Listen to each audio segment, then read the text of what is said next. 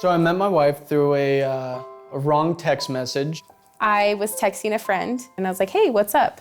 What are you doing tonight? He's like, who is this? I'm like, Leslie. Mike's Leslie? My dad's name is Mike. I had a friend who was married to a Leslie and he was named Mike. After a very awkward time. I think you might have the wrong number. I'm like, oh, well, who is this? And he's like, Nick. I'm like, Nick who? Being a cop, I'm like, okay, crazy lady, I don't know you.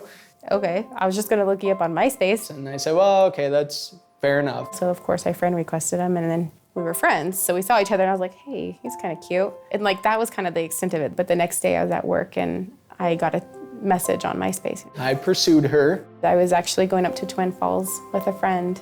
I was like, we're passing through, do you wanna meet? We met at a gas station and said hi and that was it. It was hi and love at first sight. That time in our life was very busy. We had the engagement, the new job with Nampa, moved into our first home together. We ended up having twins 9 months later. Nick had just gotten his hair cut and I noticed that there was a dark spot. So they said they needed to remove it. Not a big procedure by any means. So that was Friday night. Then Sunday, I was rubbing the back of Nick's neck and I had noticed I felt a lump in his neck. And given that the biopsy came back abnormal, you should probably call his doctor on call. He got me in with a ear, nose, throat surgeon. They did a biopsy on site and it came back as melanoma. We're talking a 4 or 5 day span from where I go in to have a mole removed to going in for a major neck dissection surgery. My reaction when the doctor came and told us, of course you're sad, but then you also think, okay, what now? Like, what do you do now? What next? At that point, that's where my doctor or my oncologist said, this is beatable, but it's gonna be tough. And there weren't a lot of options available. Nick chose to go the trial route. Like, why wouldn't you take a 15 to 20% success over a 7%? My wife has helped me a lot during the illness. It was almost like she knew the path that we needed to take. She's been here. She's basically the foundation of the family. And nothing short of amazing. I mean, we've been through so much.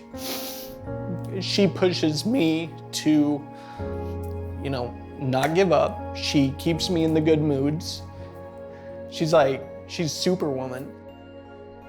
On trial 6, it was a tough one. He was traveling to California. When I would book out his flights, I would give him the time for his treatment, enough time to get through traffic in California and back to the airport. And by the time he was on the plane, he would already start to have symptoms.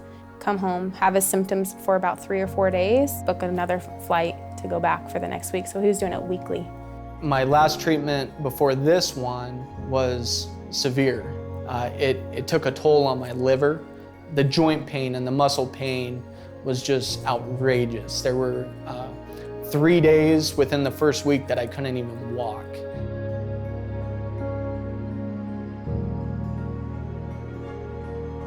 Being that the 7 trials that I've been on were paid primarily through the sponsorship of the program, of the trial, was huge.